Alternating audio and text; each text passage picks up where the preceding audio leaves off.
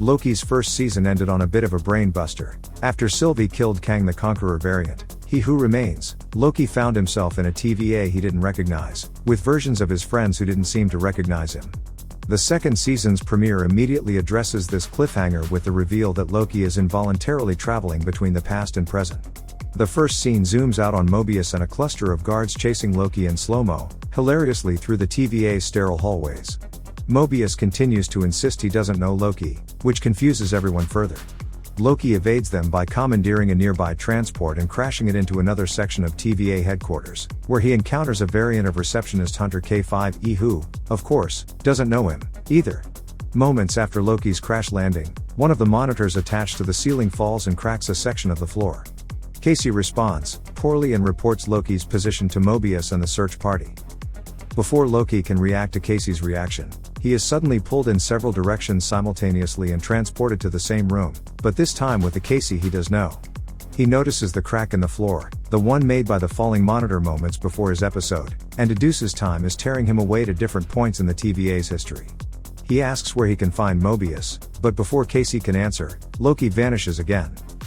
Meanwhile, in the TVA principal's office, amidst a series of power surges, Mobius and Hunter B-15 discuss their next moves in front of the TVA's many timeline monitors. Another Hunter, X5, interrupts their chat and informs them that they are needed in the war room. As they head there, Loki appears behind them for a split second, screams in pain, and disappears again. In the war room, Judge Gamble and high-ranking Hunter Docs question Mobius and B-15. They're outraged that the branches of the timeline have gone past the red line and ask why they paused pruning the timeline branches. B-15 attempts to explain what pruning really is: mass genocide. Loki, who has been ripped away to the past once more, finds himself in the war room. In this war room, however, there's a key difference: giant renderings of Kang's face adorn the walls. In the present, Kang's likeness is hidden behind a mural of the Timekeepers.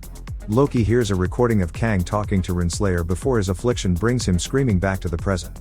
He reappears in the middle of Gamble's questioning and, realizing he's been reunited with his Mobius, starts rambling about Kang's return. When he doesn't feel heard, Loki snatches X5's weapon and uses it to reveal Kang's face behind the mural. The meeting ends.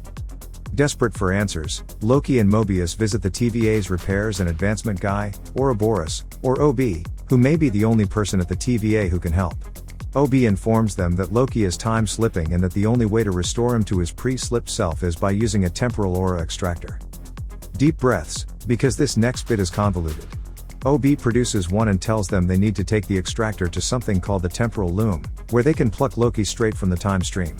OB notes the frequent power surges and accompanies them and B-15 to the temporal loom. He explains that the branches are overloading the loom and that pruning the new timelines is the safest way, an option B-15 passionately rejects. After a back and forth, OB concedes that he could retrofit the loom to accommodate each new timeline, but he needs Mobius to approach the loom directly and use the extractor. Essentially, Loki must prune himself so that he's released from time. Loki suddenly time slips to the future while Mobius suits up and makes his way to the loom. Things begin to go south, prompting OB to smack a big red button and abort the operation. Before returning to the present, Loki glimpses Sylvie forcing an elevator door open. Just as Mobius is about to be destroyed by the loom, Loki, now freed from the timeline, collides with him and sends them tumbling back to safety at the TVA. Loki Season 2, Episode 1, ends with Docs and her hunters carrying mysterious bags through time doors, presumably to carry out plans we aren't privy to yet. That's not all. In a mid-credits scene, Sylvie stumbles into a Broxton, Oklahoma McDonald's and orders everything on the menu.